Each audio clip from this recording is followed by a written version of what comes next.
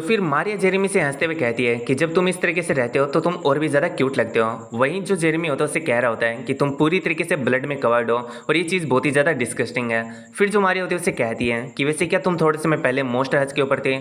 मुझे लगता है कि तुम खुद के ऊपर कुछ ज़्यादा यहाँ पर ओवरलोड ले रहे हो वर्क का, और आजकल जो रुखसाना वो भी कुछ ज़्यादा ही बिजी दिखाई देती है। इस बात को सुन के जेरेमी कहता है कि इससे तुम्हें मतलब। फिर वो कहते हैं कि एक मिनट, क्या तुमने रुखसाना को देखा है? इस पर मारिया कहती है कि हाँ, मैं थोड़े समय पहले उसके पास में गई थी, लेकिन वो कुछ ज़्यादा ही बिजी है। मैं तो उसके और डियोन के साथ में बैठ के एक टी को यहाँ पर पीना चाहती थी, पर मुझे नहीं लगता कि मैं ऐसा कर सकता हूँ। वहीं हम देखते हैं जेरेमी को, जो कि डियोन का नाम सुनते ही काफ़ी ज़्यादा ही गुस्सा हो जाता है एंड कह रहा होता है कि मैंने तुम्हें कहा था ना कि जो डियोन है उसे रुखसाना के पास से यहाँ पर दूर रखना।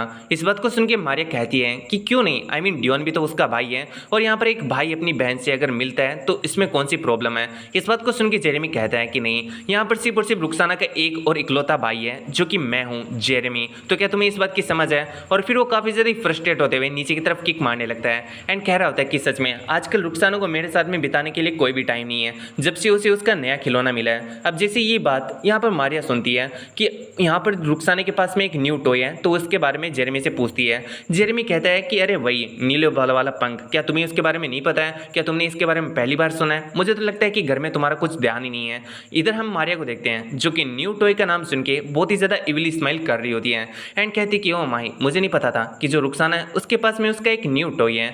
मैं ये सोच रही हूँ कि आखिर वो कैसा होगा। वहीं जेरेमी उससे कहता है कि और कैसा होगा, बिल्कुल भी कम नहीं है डियोन से, एकदम उतना ही एनोइंग है। इधर हम देखते हैं यहाँ पर जो मारिया होती है वो वहाँ से जाने लगती है और कहती है कि मुझे लगता है कि मुझे इसके बारे में अपनी डॉल ल्यूएले से पूछना चाहिए कि आखिर उसने मुझे इसके बारे में क्यों नहीं बताया। मुझे लगता है कि मुझे खुद ही उसके पास में जाना चाहिए। फिर वो जेरेमी से कहती है कि वैसे क्या तुम फ्री हो? अगर तुम मेरे रूम के अंदर आते हो मेरे साथ में, तो मैं तुम्हें ट्रीट दूंगी अपनी तरफ से। इस बात को सुन के जेरेमी कहता है कि यू नो व्हाट, मैं तुम्हारा कोई डॉल नहीं हूँ जो कि तुम मुझे इस तरीके से ट्रीट कर रही हो। मुझे तुम्हारे साथ में कहीं पर भी नहीं आना है, तुम अकेली जाओ। इतना कहते हुए हम देखते हैं जो जेरेमी होता है वहाँ से चला जाता है। वहीं हम देखते हैं जो मारिया होती है, अब वो खड़ी खड़ी खुद से बात कर रही होती है और वो कहती है कि मुझे लगता है कि मुझे रुखसाना को जल्दी ही जाकर अपनी टी पार्टी के लिए इन्वाइट करना चाहिए। मैं बस देखने के लिए इंतजार ही नहीं कर पा रही हूँ कि आखिर उसका न्यू टॉय कैसा होगा। फिर हमारा सीन शूट होता है और हमें हाउस होल्ड के बाहर का सीन दिखाया जाता है, जहाँ पर हम देखते हैं एक गार्ड रुखसाना के पीछे जा रहा होता है एंड उन्हें रुकने के लिए कह रहा होता है। फिर हम देखते हैं रुखसाना भी उस गार्ड को देखने लगती है एंड उस गार्ड के बारे में सोचने लगती है कि आखिर ये है कौन और इसका नाम क्या है। फिर रुखसाना को नाम याद आ जाता है एंड वो कहती है, कह रही तुम तो याओ हो ना, मैं ये होप कर रही हूँ कि उस दिन जो चार्लोट है उसने तुम्हारे ऊपर ज़्यादा शक्ति ना बढ़ती हो। अब यहाँ पर जो यान होता है वो काफ़ी ज़्यादा खुश होता है कि रुखसाना ने उसका नाम याद रखा। फिर वो कहते हैं कि ये मेरे लिए काफ़ी ज़्यादा ऑनर की बात है कि आपने मेरे नाम को याद रखा। इतना कहते हुए हम देखते हैं वो यहाँ पर अपने घुटनों आ जाता है एंड रुखसाना को कुछ फ्लावर्स ऑफर करते हुए कहता है कि क्या आप इन्हें एक्सेप्ट कर सकती हैं। वहीं जो रुखसाना होती है उन फ्लावर्स को देख रही होती है। इधर हम यॉन को देखते हैं जो कि इससे कह रहा होता है काफ़ी ज़्यादा ब्लश करते हुए कि अगर आप इन फ्लावर्स को एक्सेप्ट कर लेती हो तो मेरे लिए इससे ज़्यादा खुशी की यहाँ पर बात और कुछ भी नहीं होने वाली है। मैं अच्छी तरीके से जानता हूँ कि जो फ्लावर्स हैं वो आपके जितने खूबसूरत नहीं है, लेकिन फिर भी मैं बस आपको ये ऑफर करना चाहता हूँ। अब हम रुखसाना को देखते हैं जो कि काफ़ी ज़्यादा हैप्पीली उन फ्लावर्स को एक्सेप्ट कर लेती है एंड युआन को इसके लिए थैंक्स बोलती है। फिर हमारा सीन शुरू होता है और हम देखते हैं जो रुखसाना होती है उन फ्लावर्स को लेके यहाँ पर हमारे जेसी के रूम में आ जाती है। जेसी उससे पूछता है कि इन फ्लावर्स के साथ में क्या गलत है। अब हम देखते हैं रुखसाना को जो कि जेसी को देखती है, फिर उसे कह रही होती है कि जब मैं रास्ते में आ रही थी तो किसी ने मुझे ये दे दिया था। जेसी उसे कह रहा होता है कि देखने से ऐसा लग रहा है कि तुम आज काफ़ी ज़्यादा अच्छे मूड में हो, मुझे लगता है कि तुम इन फ्लावर्स को कुछ ज़्यादा ही पसंद कर रही हो। रुखसाना इस बात को सुन के कहती है कि नहीं, मुझे नहीं पता, वैसे मुझे लगता है कि ये फ्लावर्स दिखने में काफ़ी ज़्यादा प्रीटी है, मुझे लगता है कि ये चीज़ तुम्हें यहाँ पर रख लेनी चाहिए। वैसे ये बताओ क्या तुम्हें ये पसंद नहीं आए? इस बात को सुन के जेसी कहता है कि क्या तुम ये फ्लावर्स मुझे रखने के लिए कह रही हो, लेकिन मुझे तो लगता है कि ये जो फ्लावर्स है वो तुम्हें किसी ने गिफ्ट दिए थे एंड गिफ्ट किसी के साथ में शेयर नहीं किया जाता। इस बात को सुन के यहाँ पर रुखसाना से कहती है कि मुझे लगा कि अगर तुम इसे यहाँ पर अपने पास में रखोगे तो तुम्हें और भी ज़्यादा अच्छा फील होगा, क्योंकि तुम इस रूम के अंदर हमेशा से ट्रैप्ड रहते हो, तो तुम्हें बाहर की ऐसी प्रीटी चीज़ों को देखने का टाइम नहीं मिलता। वहीं हम जेसी को देखते हैं जो कि किसी चीज़ को देख के काफ़ी हैरान होता है। वो उन फ्लावर्स को देख के सोच रहा होता है कि ये कितनी ज़्यादा ओड बात है। ये एग्रीस फैमिली की जेनेटिकली मॉडिफाइड क्रिएशंस हैं। इन फ्लावर्स का अभी तक कोई नाम नहीं है क्योंकि ये अपनी डेवलपमेंट के अर्ली स्टेजेस के ऊपर है, लेकिन फिर भी इनको पैरालिसिस इफेक्ट के लिए जाना जाता है। इनके छूने मात्र से हमारे हाथ और जो पैर हैं वो पूरी तरीके से पैरालाइज हो सकते हैं, लेकिन ये तो काफ़ी सही बात है कि अभी तक इनके जितने भी एक्सपेरिमेंट हुए हैं वो मोस्टली फेलियर ही रहे हैं, इसलिए यहाँ पर इन फ्लावर्स को कभी यूज़ नहीं किया जाता। और यही एक कारण है कि इस फैमिली के अंदर बहुत ही ऐसे कम लोग हैं जो कि इन फ्लावर्स के बारे में जानते हैं। तो आखिर यहाँ पर किसी ने ये जो फ्लावर्स हैं वो रुखसाना को क्यों दिए होंगे? फिर जैसे रुखसाना से कहता है कि क्या तुम्हें सभी लोग ऐसे ही यहाँ पर गिफ्ट देते हैं, वैसे तुम इन फ्लावर्स को यहाँ पर छोड़ के जा सकते हो। रुखसाना कहती है कि नहीं नहीं, तुम्हें यहाँ पर अगर ये फ्लावर्स पसंद नहीं है तो तुम्हें इन्हें एक्सेप्ट करने की कोई जरूरत नहीं है। लेकिन जैसे कहता है कि मेरा जो रूम है वो काफ़ी ज़्यादा सिंपल और सादा लग रहा है, तो इसे डेकोरेट करने के लिए मुझे इन फ्लावर्स की जरूरत है। अब हम रुखसाना को देखते हैं जो कि कहती है कि अच्छा अगर ऐसी बात है तो तुम इन्हें रख सकते हो, वैसे मैं तुम्हें कुछ और भी दिखाना चाहती हूँ। इतना कहकर वो अपना हाथ अपनी चेस्ट की तरफ बढ़ाने लगती है। इस चीज़ को देखते हैं हम देखते हैं जैसे को जो कि अपनी आंखों पर हाथ रख लेता है एंड उसे कह रहा होता है कि तुम्हें क्या लगता है कि तुम क्या कर रहे हो। वहीं हम रुखसाना को देखते हैं जो कि वहां से एक लेटर को निकालती है और कहती है कि आखिर मैं इसे और कहां पर ही छुपा सकती थी। वहीं जो जेसी होता है अब वो खुद के ऊपर ही बहुत ही ज्यादा पछता रहा होता है कि वो क्या सोच रहा था। फिर वो उसे कहता है कि आखिर ये है क्या। वहीं हम देखते हैं रुखसाना भी यहाँ पर जेसी को टीज करने के लिए एक यहाँ पर स्मिक वाली स्माइल कर रही होती है।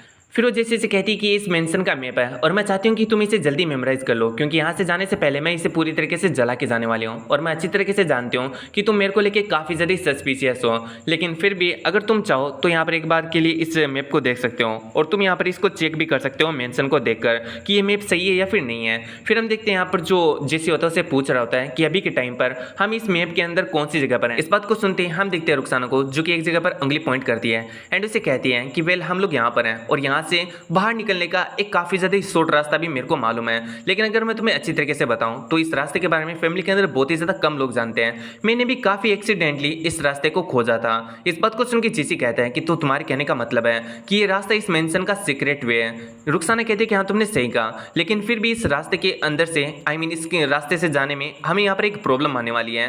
लेकिन अगर उस प्रॉब्लम को एक बार के लिए साइड में रख दिया जाए तो ये हमारे लिए सबसे बेस्ट रास्ता है जिससे तुम इस मेंशन से बाहर निकल सकते हो। एंड हम देखते हैं इसी के साथ में जो चैप्टर होता है वो पूरी तरीके से खत्म हो जाता है। थोड़ी देर बाद में जो रुखसाना होती है वो जेसिन से पूछती है कि क्या तुमने इसे पूरी तरीके से मेमोराइज कर लिया है। इस पर जो जेसिन होता है वो अपना सर हाँ में हिलाता है। फिर हम देखते हैं जो रुखसाना होती है उस मैप को पूरी तरीके से जला देती है। वहीं हम देखते हैं जो रुखसाना होती है उसके बाद में वहाँ से चली जाती है। फिर हम जेसिन को देखते हैं जो कि उन फ्लावर्स को देखने लगता है एंड सोचता है कि ये फ्लावर्स पॉइजनस है। एंड मुझे लगता है कि इसके बारे में रुखसाना को सही से नहीं पता है। आखिर ये कितना ज़्यादा हार्म कर सकते हैं ह्यूमन बॉडी को ये तो मुझे पूरी तरीके से नहीं पता है, लेकिन इसकी सिर्फ और सिर्फ स्मेल से मैं बता सकता हूँ कि ये काफ़ी ज़्यादा पॉइजनस है। और अगर ये रुखसाना के फादर की तरफ से भेजे गए हैं तो क्या यहाँ पर इसके पीछे लांटे एग्रिस का हाथ है। लेकिन आखिर वो अपनी ही डॉटर को यहाँ पर जो पॉइजनस फ्लावर्स है वो क्यों देना चाहेगा। क्या इसका लेना देना रुखसाना की उस फेंट टॉक्सिक अरोमा से जो कि वो अपने साथ में कैरी करती है। और क्या यही वजह है जो यहाँ पर रुखसाना है उसने वोमिट का ब्लड किया था, ब्लड का वोमिट किया था। फिर हम देखते हैं यहाँ पर जो अपना जेसिन होता है उन फ्लावर्स को पूरी तरीके से डिस्ट्रॉय करने लगता है। लेकिन हमें ये बात पता चलती है कि जेसिन अपनी पूरी पावर्स का अपनी सेकल्स की वजह से यूज़ नहीं कर पा रहा है। फिर हमारा सीन शेड होता है और हमें एक रूम का सीन दिखाया जाता है जहाँ पर हम देखते हैं रुखसाना से जेसिन के बारे में कोई पूछ रहा होता है कि क्या वो अच्छी तरीके से बिहेव कर रहा है। इस बात को सुन के रुखसाना कहती है कि हाँ वो हर दिन काफ़ी ज़्यादा अच्छा हो रहा है बिहेव करने के लिए। वहीं वो चीज़ मेरे लिए काफ़ी ज़्यादा मायने रखती है क्योंकि वो चीज़ आपने गिफ्ट के तौर पर मुझे दी थी एंड मैं अच्छी तरीके से जानती हूँ अगर हमने थोड़ा सा उसे सही कर दिया तो वो जो टॉय है वो मेरे लिए बहुत ही ज़्यादा काम आएगा। हम देखते हैं यहाँ पर ये सारी बातें रुखसाना किसी और से नहीं बल्कि लांटे एग्रिस से कर रही होती है। वहीं जो लांटे एग्रिस होता है वो हंसते हुए रुखसाना से कहता है कि तुम्हें पता है जब मैं तुम्हारी तरफ देखता हूँ तो तुम ज़्यादा से ज़्यादा मुझे अपनी ही जैसी लगती हो। इस बात को सुन के रुखसाना मन में सोचती है कि तब तो ये काफ़ी रिडिकुलस है।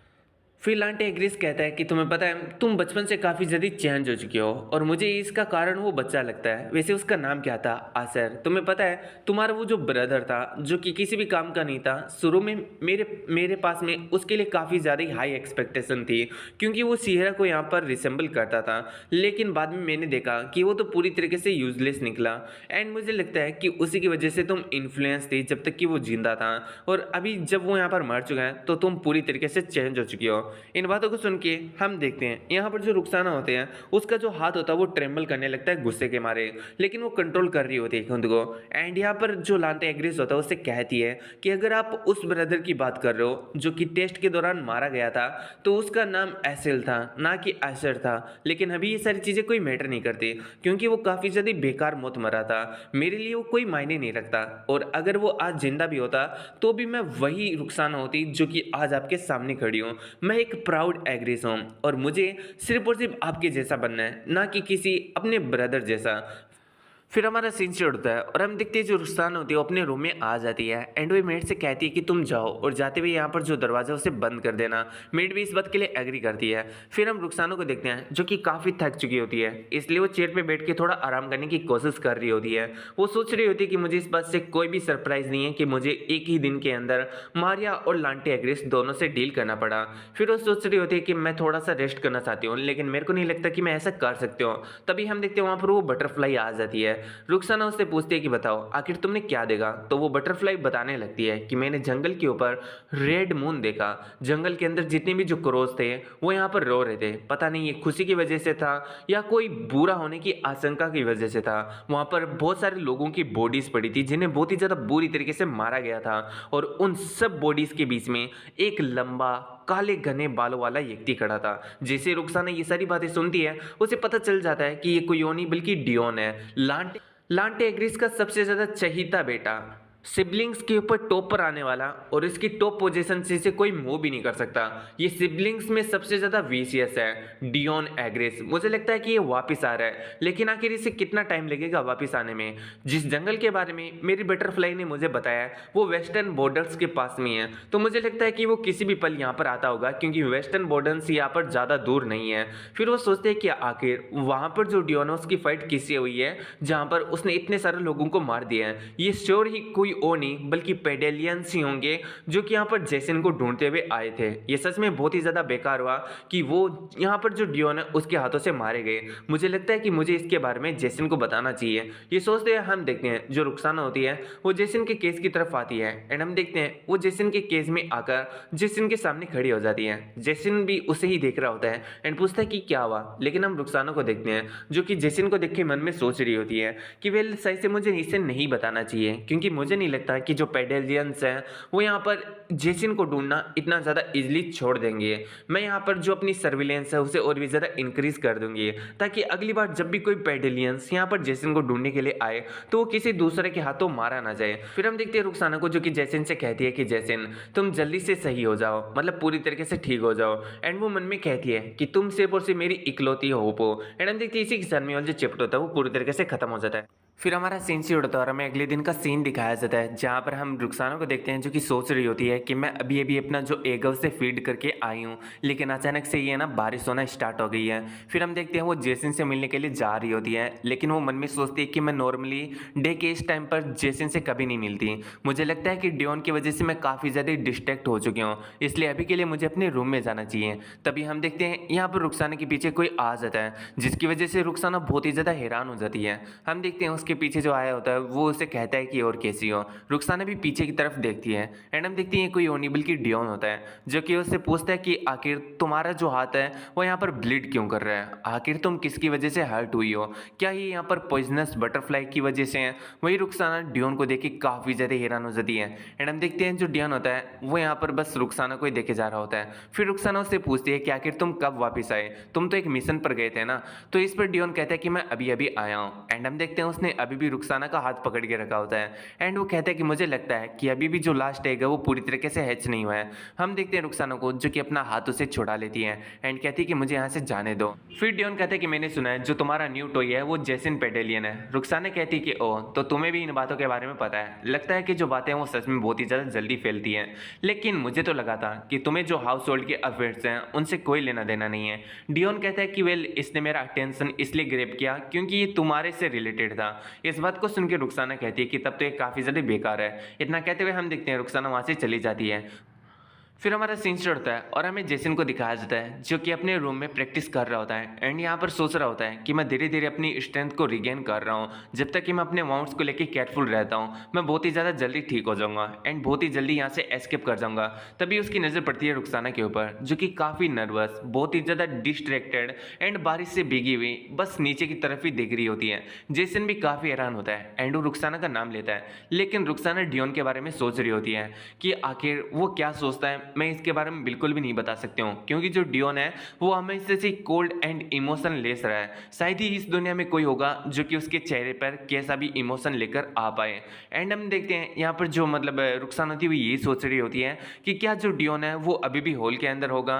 एंड मैं यहाँ पर उसकी आवाज़ तो नहीं सुन पा रही हूँ, लेकिन मुझे लगता है कि शायद से वो हॉल के अंदर चुपचाप खड़े हुए मेरा ही इंतजार कर रहा है, और अगर मैं अभी यहाँ पर बाहर जाती हूँ तो मैं उसका सामना कैसे करूँगी। फिर हम देखते हैं यहाँ पर जो रुखसाना होता है उसके सामने कोई अपना हाथ करता है। इस चीज़ से तो रुखसाना और भी ज़्यादा हैरान हो जाती है। वो सामने की तरफ देखती है जहाँ पर ये कोई ओनिबल की गैसिन होता है, जो कि रुखसाना से यहाँ पर कह रहा होता है कि तुम्हें क्या हुआ।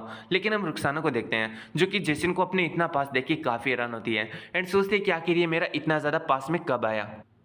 फिर रुखसाना मन में सोच रही होती है कि डैम, मैं यहाँ पर बिना किसी रियलाइजेशन की वजह से आ गई। मैं यहाँ पर डियोन की वजह से बिल्कुल भी ठीक ढंग से सोच नहीं पा रही हूँ। जेसिन उससे कहता है कि तुम्हारे हाथ से काफी ज्यादा ब्लीडिंग हो रही है, तुम्हें सबसे पहले उसे रोकना चाहिए। रुखसाना भी अपने हाथ की तरफ देखती है एंड यहाँ पर डियोन के बारे में याद करने लगती है। रुखसाना ये भी सोच रही होती है कि क्या मुझे यहाँ से चले जाना चाहिए, क्योंकि वैसे भी मैं सीधा अपने रूम में जाने वाली थी। हाँ, ये मेरी इमेजिनेशन है, लेकिन क्या हुआ अगर जो डियोन है वो अभी भी हॉल के अंदर खड़े हुए मेरा इंतजार कर रहा हो। अगर ऐसा हुआ तो मुझे लगता है कि मेरे लिए काफ़ी सारी प्रॉब्लम आ जाएंगी। इसलिए रुखसाना डिसाइड करती है कि वो थोड़ा समय यहीं पर रुकेगी। वहीं पर जो जेसिन होता है उसे ऑफर करता है कि तुम यहाँ पर नीचे बैठ सकती हो, आई मीन मेरे पास में आके बैठ सकती हो, तुम्हारा हाथ बहुत ही ज़्यादा ब्लीड कर रहा है। इस बात को सुन के रुखसाना कहती है कि नहीं, मैं पूरी तरीके से ठीक हूँ। जेसन कहते कि मैंने कहा ना कि तुम्हें यहाँ पर मेरे पास में आके बैठना चाहिए एंड अपने हाथ को पूरी तरीके से कवर करना चाहिए, वरना तो यहाँ पर जो तुम्हारा ब्लड है वो और भी ज़्यादा बह जाएगा। इस बात को सुन के रुखसाना भी इसके लिए थैंक्स बोलती है एंड हम देखते हैं वो जेसन के पास में आके बैठ जाती है।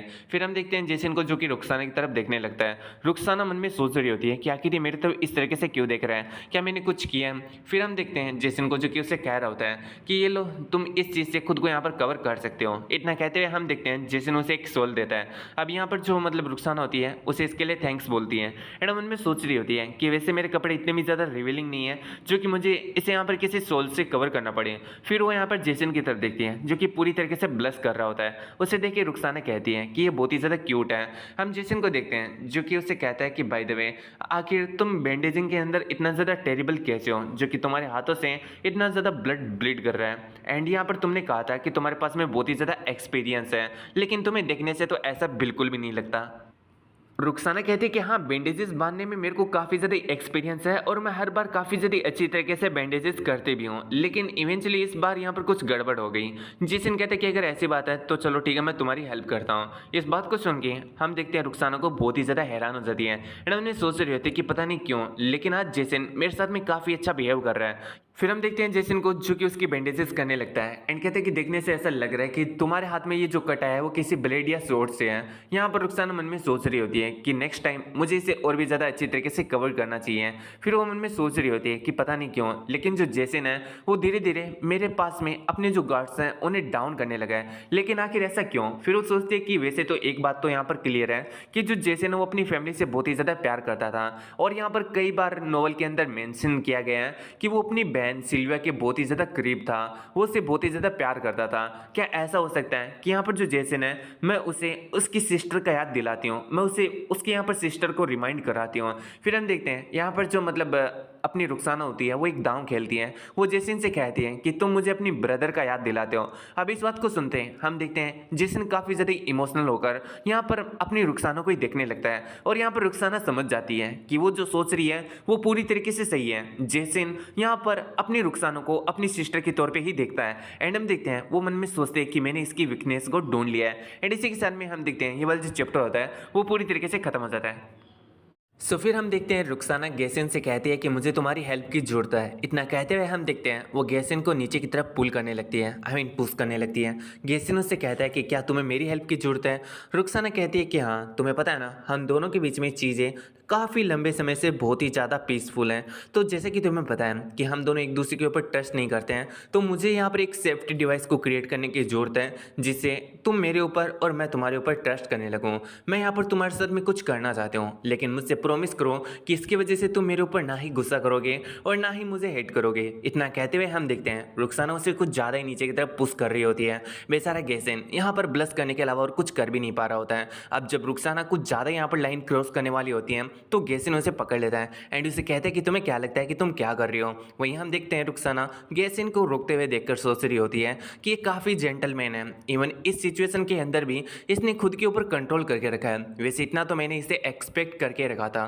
फिर हम रुखसाना को देखते हैं जो कि गेसिन के चिक पे हाथ रखती है एंड कहती है कि मुझे माफ़ करो, लेकिन तुम्हें थोड़ा सा रिलैक्स हो जाना चाहिए, भले ही ये पेनफुल हो लेकिन फिर भी मैं इसे काफ़ी जल्दी करूँगी। इतना कहते हुए हम देखते हैं जो रुखसाना होती है वो यहाँ पर गेसिन के नेक पर किस करने लगती है। उन दोनों का किस थोड़े समय के लिए ऐसे ही चलता है एंड हम रुखसाना को देखते हैं वो यहाँ पर किस करने के बाद में गेसिन को थैंक्स बोलती है उसके कोऑपरेशन के लिए। एंड हम देखते हैं यहाँ पर इस किस की वजह से बहुत सारी हिकिस क्रिएट हो चुकी होती है अपने गेसिन की गर्दन के ऊपर। फिर रुखसाना कहती है कि अभी के लिए मुझे लगता है कि इतना काफ़ी होगा।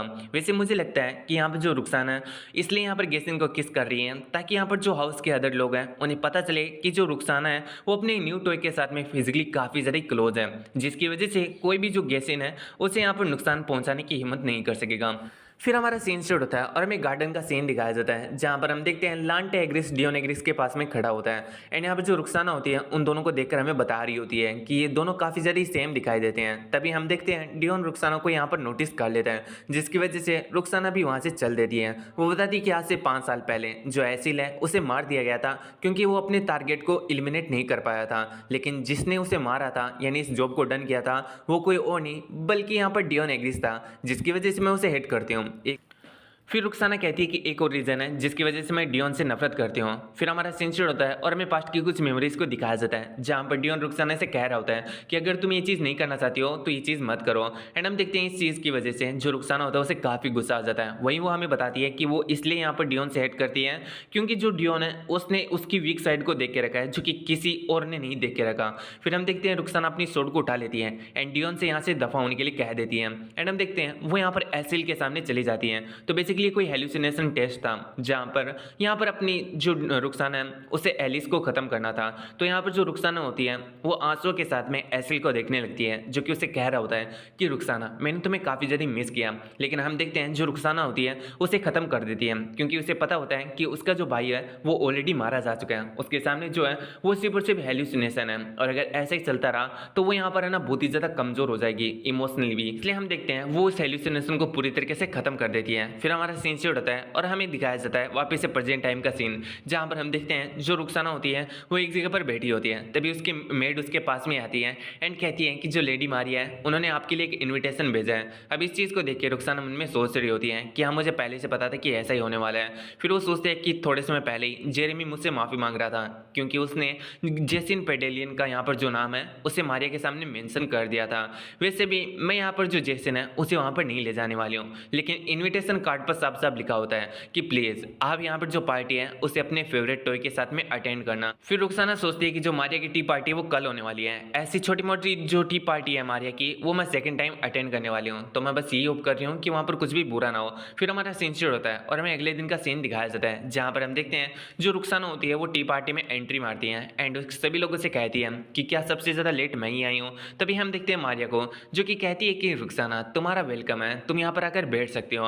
एंड हम देखते हैं जो रुखसाना होती है वो सच में काफ़ी ज़्यादा ब्यूटीफुल लग रही होती है एंड वो मारिया से कहती है कि तुम्हारा थैंक्स जो कि तुमने मुझे इनवाइट किया। एंड हम देखते हैं इसी के साथ में जो चैप्टर होता है वो पूरी तरीके से खत्म हो जाता है। अब रुखसाना को देखकर जो उसकी मोम होती है वो कहती है कि रुखसाना तुम यहाँ पर, हम देखते हैं रुखसाना को जो कि अपने मदर से कहती है कि कैसी हो।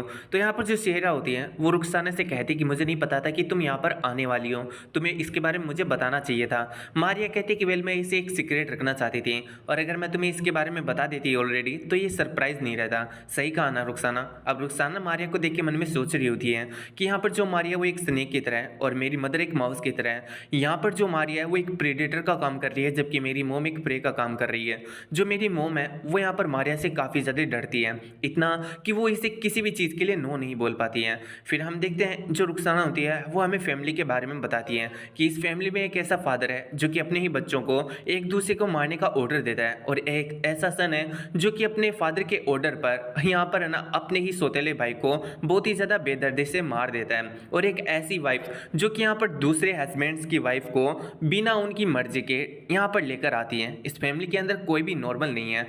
फिर हम मारिया को देखते हैं जो कि कहती है कि ये कितना ज़्यादा अच्छा होता अगर रुखसाना अपने नए टॉय को यहाँ पर लेकर आती। क्या तुम सभी लोग इस बात से एग्री नहीं करते हो? तो हम देखते हैं वहाँ पर और भी बहुत सारे गेस्ट होते हैं जो कि सभी लोग यहाँ पर बात कर रहे होते हैं कि मैंने ज़्यादा तो नहीं, बस उसकी थोड़ी बहुत झलकियाँ देखी हैं, लेकिन मैं इतना बता सकती हूँ कि जो रुखसाना का टॉय है वो यहाँ पर जितने भी टॉय मैंने आज तक देखे हैं उनमें सबसे ज़्यादा प्रीटी है। ये तो काफ़ी ज़्यादा बुरा है कि वो इसे यहाँ पर लेकर नहीं आई है, क्योंकि मैं उसे देखने के लिए काफ़ी ज़्यादा एक्साइटेड थी। इवन मैं तो उसके लिए एक बिल्ड गेस भी लेकर आई थी ताकि मैं उसे गिफ्ट कर सकूं। वहीं हम रुखसाना को देखते हैं जो कि सभी लोगों से माफ़ी मांगती है और कहती है कि मैं उसे यहाँ पर इसलिए नहीं लेकर आई क्योंकि वो काफ़ी ज़्यादा साई है और मुझे तो डर है कि वो कहीं तुम में से किसी को काट भी ना ले। वहीं हम एक लड़की को देखते हैं जो कि कहती है कि तुम्हारे कहने का मतलब क्या है बाइट से, क्या तुम उसे ड्रग देती हो? रुखसाना कहती है कि नहीं, आई मीन अगर हमने उसे ड्रग दिया तो मुझे डर है कि वो कुछ ज़्यादा ही ओबीडियंट हो जाएगा और ऐसे में मैं उससे कुछ ज़्यादा ही जल्दी थक जाऊंगी, इतना कि मुझे लगता है कि मैं उसे जल्दी खत्म कर दूंगी। वो मेरा पहला टॉय है और मैं उसके साथ में ऐसा कुछ नहीं करना चाहती हूँ, इसलिए मैं उसे ड्रग नहीं देती। सियरा जो कि ये सारी बातें सुनकर काफ़ी ज़्यादा हैरान होती है, उसे समझ में नहीं आ रहा होता कि वो किस तरीके से रिएक्ट करें। वहीं हम देखते हैं जितने भी जो लोग होते हैं वो आपस में बातें करने लगते हैं कि वेल हाँ, जो ड्रग्स हैं अगर हम उन्हें अपने टॉयज़ के ऊपर यूज़ करें तो इनका जो इफेक्ट है वो कुछ ज़्यादा ही होता है। एक दूसरी गेस्ट कहती है कि वेल मुझे वही टॉय पसंद है जो कि हमारी सारी बातों को मानते हैं, क्योंकि जो रिबेलियस टॉय होते हैं उनसे मैं ज़्यादा यूज तो नहीं हूँ। वहीं हम मारिया को देखते हैं जो कि कहती है कि अगर यहाँ पर टॉय की बात चल ही रही है तो मैं तुम्हें यहाँ पर अपनी नई डॉल दिखाना चाहूंगी जो कि मेरा न्यू एडिशन है अपने कलेक्शन के अंदर। फिर वो सारा से कहती है कि जाओ ल्यूएल को यहाँ पर लेकर आओ। सारा ऐसे ही करती हैं। हम देखते हैं वहाँ पर एक लड़की को लेकर आया जाता है जिसे साइकिल से बांधा गया होता है। मारिया कहती है कि ये है मेरी न्यू डॉल लुएल। रुखसाना हमें बताती है कि एग्जैक्टली यही रीज़न है जिसकी वजह से मैं यहाँ पर नहीं आना चाहती थी। फिर हम मारिया को देखते हैं जो कि लुएल से कहती है कि सभी लोगों को हेलो बोलो। हम देखते हैं लुएल को जो कि अच्छी तरीके से बोल भी नहीं पा रही होती है क्योंकि उसका यहाँ पर जो मतलब माउथ होता है वो बहुत ही ज़्यादा बुरी तरीके से कटा हुआ होता है। उसकी जो आइज़ होती है उसके ऊपर भी एक बहुत बड़ा और गहरा निशान होता है। आई मीन एक तरीके से इसे काफ़ी ज़्यादा टॉर्चर किया गया होता है और वो सही तरीके से बोल भी नहीं पा रही होती है। फिर हम देखते हैं यहाँ पर जो मतलब मारिया होती है वो सियरा से पूछते हैं कि आखिर तुम्हें ये मेरी जो न्यू डॉल है वो कैसी लगी? क्या ये यहाँ पर जो मेरी पहली वाली डॉल है उससे ज़्यादा क्यूट नहीं है? तुम्हें क्या लगता है इसके बारे में? सियरा कहती है कि हाँ तुमने सही कहा। वहीं हम देखते हैं मारिया को जो कि लुएल से कहती है कि क्या तुमने सुना, मुझे लगता है कि जो सियरा है वो तुम्हें काफ़ी पसंद करती है, तो तुम्हें भी उसके प्रति नाइस रहना चाहिए। इस बात को सुन के सियरा को समझ में नहीं आता कि आखिर मारिया क्या करना चाहती है। वहीं जो रुखसाना होती है वो भी मारिया की तरफ काफ़ी ज़्यादा गुस्से में देख रही होती है। मारिया हंसते हुए कहती है कि अरे कुछ नहीं, मैं तो बस चाहती हूँ कि लुएल तुम्हें एक कप टी का ऑफर करें। फिर हम देखते हैं यहाँ पर जो लुएल होती है वो सियरा के पास में जाती है एंड यहाँ पर वो अपनी केतली से जो सियरा होता है उसके कप के अंदर टी को सर्व करने लगती है। सियरा जो कि लुएल को देखकर काफ़ी ज़्यादा डर रही होती है, उसकी पूरी बॉडी ट्रेम्बल कर रही होती है, जिसकी वजह से हम देखते हैं उसके हाथ के अंदर जो कप होता है वो नीचे की तरफ गिर जाता है। अब हम देखते हैं इस चीज़ को देखकर जो मारिया होती है वो चिल्लाने लगती है और कहती है कि अरे नहीं सियरा, आखिर तुम्हें क्या हुआ, क्या तुम कहीं हर्ट तो नहीं हुए ना? फिर वो काफ़ी ज़्यादा गुस्से में लुएल से कहती है कि ही तुम्हारी हिम्मत कैसी हुई जो तुमने ऐसा मिस्टेक करने की कोशिश की, और इससे भी ज़्यादा तुम उसकी मदद करने की बजाय बस खड़ी खड़ी उसे यहाँ पर देख रहे हो। मुझे लगता है कि तुम्हें बहुत ही ज़्यादा पनिश करना होगा। अब हम सियरा को देखते हैं जो कि कहती है कि नहीं, लुएल की यहाँ पर कोई भी गलती नहीं है, ये मेरा गलती था, तो यहाँ पर कोई भी रीज़न नहीं है जिसकी वजह से तुम्हें उसे पनिश करना चाहिए। इस बात को सुन के मारिया कहती है कि सियरा तुम तो काफ़ी ज़्यादा स्वीट हो, तुम इन चीज़ों को ऐसे ही जाने दे सकती हो, लेकिन मैं ऐसे नहीं जाने दे सकती हूँ क्योंकि इसने तुम्हारा जो प्रीशियस हैंड है उसे ऑलमोस्ट जला ही दिया है। फिर वो सारा से कहती है कि जाओ जो लुएल है उसे यहाँ से वापस ले जाओ। तभी हम देखते हैं अचानक से जो टेबल होता है उससे यहाँ पर एक प्लेट नीचे की तरफ गिर जाता है। सभी लोगों का ध्यान उसी तरफ चला जाता है। यहाँ पर हम रुखसाना को देखते हैं जो कि कहती है कि मुझे माफ़ करना, मुझे लगता है कि मेरे हाथों से जो प्लेट है वो फिसल गई और वो नीचे की तरफ गिर गई। फिर हम देखते हैं जो रुखसाना होती है वो अपनी मदर से कहती है कि आपका हाथ है ना पूरी तरीके से लाल हो चुका है, मुझे लगता है कि आपको इसके ऊपर कोल्ड वाटर अप्लाई करना चाहिए। ये काफ़ी अच्छा आइडिया रहेगा कि अगर आप यहाँ पर जो डॉक्टर है उसके पास में जाएँ। एंड फिर हम देखते हैं मारिया को जो कि कहती है कि हाँ तुमने सही कहा, इसका जो हाथ है वो तो बहुत ही ज़्यादा बुरी तरीके से जल चुका है। फिर हम रुखसाना को देखते हैं जो कि गार्ड से कहते हैं कि इसे यहाँ से ले जाओ। तो अब हम देखते हैं जो गार्ड होता है वो भी सियरा को वहाँ से ले जाने लगता है। सियरा अभी भी रुखसाना की तरफ ही देख रही होती है। अब सियरा के जाने के बाद में हम देखते हैं एक केस के अंदर बहुत सारे जो टॉयज होते हैं, आई मीन स्लेव्स होते हैं, वो यहाँ पर लड़ रहे होते हैं और सभी लोग उनके ऊपर बोलियां लगा रहे होते हैं कि आखिर इनमें से कौन जीतेगा और कौन नहीं। रुखसाना मन में सोच रही होती है कि सीरियसली ये सभी लोग बहुत ही ज़्यादा बेकार हैं। आई मीन मुझे काफ़ी ज़्यादा खुशी है कि जो मेरी मदर है वो यहाँ से चली गई है। हम देखते हैं वहाँ पर कुछ गार्ड्स आते हैं भागते हुए एंड वो कहते हैं कि ये काफ़ी इमरजेंसी है, जो लेडी रुखसाना का टॉय है वो यहाँ से एस्केप कर चुका है। अब रुखसाना को हम देखते हैं जो कि चाय पीते हुए उनसे कहती है कि तुम्हारे कहने का क्या मतलब है, आखिर जबकि उसे यहाँ पर चेन से बांधा गया था एंड वो अपने रूम में था तो अपने आप से कैसे फ्री होकर एस्केप कर सकता है। इस पर वो गार्ड कहता है कि हाँ आपने सही कहा माई लेडी, लेकिन हम उसे जब इस टी पार्टी के अंदर ला रहे थे तब वो हमें डिस्ट्रैक्ट करके यहाँ से भाग गया। इस बात को सुन के रुखसाना उनसे कहती है कि एक मिनट, आखिर तुम्हें ये सब कुछ करने के लिए किसने कहा था? आई मीन मुझे तो नहीं लगता कि मैंने किसी को ऑर्डर दिया था कि वो जाए और मेरे टॉय को इस टी पार्टी में लेकर आए। कहीं तुम ऐसा तो नहीं कहना चाहते ना कि तुम उसे यहाँ पर लेकर आने की कोशिश कर रहे थे, वो भी बिना मेरी परमिशन के? इस बात को सुन के वो गार्ड कहता है कि नहीं, हमसे यहाँ पर जो मास्टर डियोन उन्होंने रिक्वेस्ट किया था ऐसा करने के लिए और हमें लगा कि आप भी इस बात के लिए एग्री किए होंगे। तभी हम देखते हैं रुखसाना को जो कि उस गार्ड पे अटैक करते हुए उसे घायल कर देती है एंड उसे कहती है कि क्या तुम मुझे यहाँ पर बेवकूफ़ समझ रहे हो?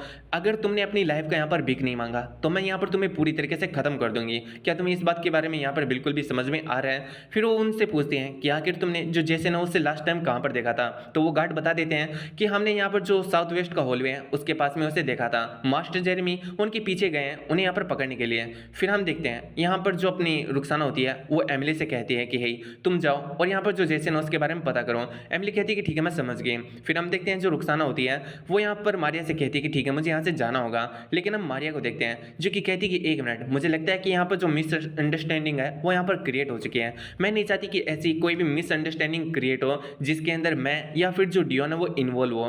तो इन बात को सुन के हम देखते हैं रुखसाना कुछ कहने वाली होती है, तभी हम देखते हैं सभी लोग उठ के भागने लगते हैं एंड कह रहे होते हैं कि यहाँ पर जो ग्राउंड है वो शेक कर रहा है, मुझे लगता है कि यहाँ पर कोई अर्थक्वेक आया है। तभी हम देखते हैं वहाँ पर एक बहुत बड़ा सा स्पाइडर आ जाता है जिसे देखकर सभी लोग कह रहे होते हैं कि ये तो कैरन ट्यूल है, हमें लगता है कि हमें यहाँ से भागना चाहिए। एंड हम देखते हैं रुखसाना को जो कि खुद को तैयार करते हुए कह रही होती है कि लगता है कि सबसे पहले मुझे इससे निपटना होगा। एंड हम देखते हैं इसी के सामने जो चैप्टर होता है वो पूरी तरीके से खत्म हो जाता है। फिर हम देखते हैं वहाँ पर एक मेड आती है जो कि रुखसाना से कहती है कि माय लेडी अभी अभी यहाँ पर जो नंबर 5 है उस रूम के पास में बहुत सारे मॉन्स्टर्स को देखा गया है। इस बात को सुन के रुखसाना भी काफ़ी हैरान होती है एंड उनमें सोच रही होती है कि रूम नंबर 5 यहाँ से ज़्यादा दूरी पर नहीं है। मैं यही सोच रही हूँ कि आखिर वहाँ पर क्या चल रहा होगा और क्या जो जेसन है वो ठीक हो। फिर हमारा सीन शुरू होता है और हमें 30 मिनट बाद जेरेमी का सीन दिखाया जाता है जहाँ पर हम देखते हैं वो सभी गार्ड्स के ऊपर गुस्सा निकाल रहा होता है एंड वो कह रहा होता है कि तुम सभी लोग क्या यहाँ पर पागल हो चुके हो? क्या तुम यहाँ पर जो डियोन है उसके ऑर्डर्स को फॉलो कर रहे थे? तुम्हें पता है तुमने मुझे बहुत ही ज़्यादा गुस्सा दिला दिया और ये हरकत करके तुमने अपनी ही यहाँ पर जो कब्र है उसे यहाँ पर खोद लिया है। फिर हम देखते हैं वो एक गार्ड को उठा के दीवार में मारता है और कहता है कि जाओ और जाके रुखसाना से पूछो क्या उसने इवन ऑर्डर भी दिया था इस नीले बालों वाले बस्टर्ड को उस बेकार सी और डिस्गस्टिंग टी पार्टी में जाने के लिए। एंड हम देखते हैं वो यहाँ पर है ना अपने जेसन की तरफ देखता है एंड जैसे वो अपने जेसन की तरफ देखता है उससे एक चीज़ नोटिस होती है एंड वो होती है अपनी जेसन के गर्दन के ऊपर छोड़ी हुई हिकीज जो कि रुखसाना ने पिछली बार की थी। एंड अब इन सारी चीज़ों को देखकर जो जेरिन होता है वो अपना सर पकड़ लेता है एंड वो यहाँ पर जेसन से कहता है कि तुम एसोल तुम वहाँ पर जाओ। तो इस बात को सुन के जेसन उससे कहता है कि आखिर मैं तुम्हारी बात को क्यों ही सुनूं।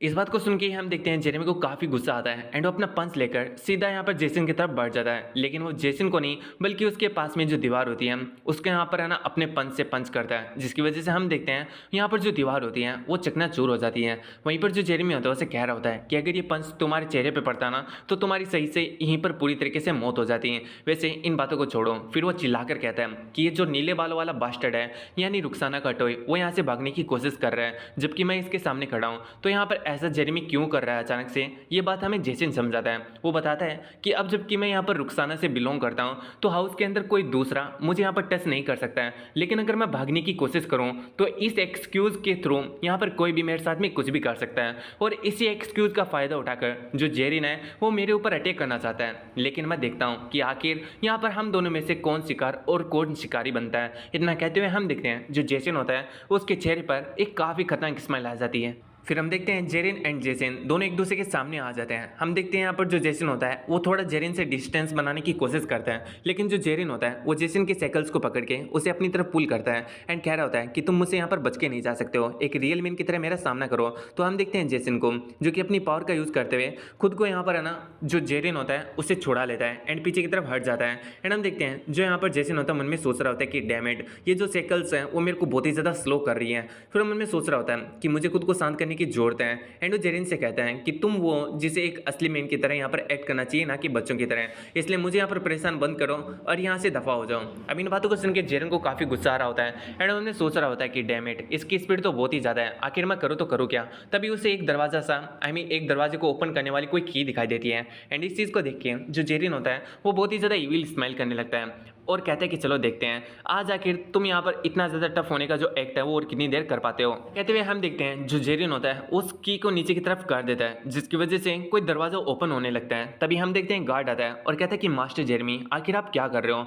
वहीं हम देखते हैं जो यहाँ पर दरवाजा होता है जैसे उस की को नीचे किया गया होता है वो दरवाजा ओपन हो जाता है एंड उस दरवाजे से बहुत बड़े बड़े मॉन्स्टर्स बाहर निकलते हैं एंड हम देखते हैं इस चीज़ को देखकर जेसन भी काफ़ी हैरान होता है। वहीं जो जेरमी होता है वो कह रहा होता है उस गार्ड से कि क्या तुम देख नहीं पा रहे हो, मैं अपनी जॉब कर रहा हूँ, अपना काम कर रहा हूँ, मेरे को काम मिला है यहाँ पर इन जो मॉन्स्टर्स हैं उनको खाना खिलाने का और मैं वही कर रहा हूँ। अब हम देखते हैं जो मॉन्स्टर होते हैं वो जैसे बाहर निकलते हैं वो जेसन और अपने सामने आने वाले हर किसी के ऊपर अटैक करना स्टार्ट कर देते हैं। हम देखते हैं वो बहुत सारे जो गार्ड्स होते हैं उनको यहाँ पर घायल कर चुके होते हैं एंड बहुत सारे लोगों को यहाँ पर मार भी चुके होते हैं। अब जो एक गार्ड होता है उसके सामने एक मॉन्स्टर होता है जो कि उसे मारने वाला होता है। तभी हम देखते हैं जेसन वहाँ पर पहुँच जाता है, वो अपने स्पेयर को घुमाते हुए उस मॉन्स्टर के ऊपर एक काफ़ी खतरनाक अटैक करता है एंड हम देखते हैं वो जो मॉन्स्टर होता है वहीं पर मारा जाता है।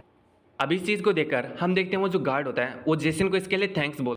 ये चीज़ जेसन को काफ़ी ज़्यादा हैरान कर देती है। वो सोचने लगता है कि आखिर ये जो गार्ड है वो मेरे को थैंक्स क्यों बोल रहा है, जबकि मैं तो एक टॉय हूँ, क्या मैंने बस इसकी जान बचाई इसके लिए मेरे को थैंक्स बोल रहा है। फिर वो सोचता है कि वैसे तो मेरे पास में कोई रीज़न नहीं है इन सभी लोगों की जान बचाने के लिए, लेकिन मेरे पास में ऐसा भी कोई रीज़न नहीं है जिसकी वजह से मैं इन सभी को अपने सामने ऐसे मरने दूँ। अब हम देखते हैं जो जेसन होता है वो डिसाइड करता है कि वो इन मॉन्स्टर्स को ख़त्म करेगा और यहाँ पर जो गार्ड्स एंड जो इनोसेंट लोग हैं उनकी जान को बचाएगा। तभी हम देखते हैं वहाँ पर जेरिन आ जाता है जो कि पेड़ से उल्टे लटक हुए कहता है कि वाओ तुम तो एक कॉकरोच की तरह हो, मैं बिलीव नहीं कर रहा हूँ कि आखिर तुम अभी भी जिंदा कैसे खड़े हो। एंड फिर वो कहता है कि वेल मुझे तो ये भी यहाँ पर हैरानी है कि क्या ये जो सेकल्स हैं वो पूरी तरीके से अच्छी तरीके से यहाँ पर काम कर भी रही है या फिर नहीं कर रही है। आई मीन तुम आखिर ऐसे सीधे खड़े कैसे रह सकते हो जबकि तुमने इतने सारे मॉन्स्टर से यहाँ पर फाइट किया। वहीं हम देखते हैं जो यहाँ पर जेसन होता है उसका भी ध्यान जेरेमी की तरफ जाता है। अब जेरेमी सही से बैठते हुए और अपने हाथों से हाई करते हुए कहता है कि एनीवे मुझे काफ़ी ज़्यादा खुशी हुई कि तुम यहाँ पर पूरी तरीके से सही हो और चीज़ें जितनी भी है वो सॉर्ट आउट हो चुकी है।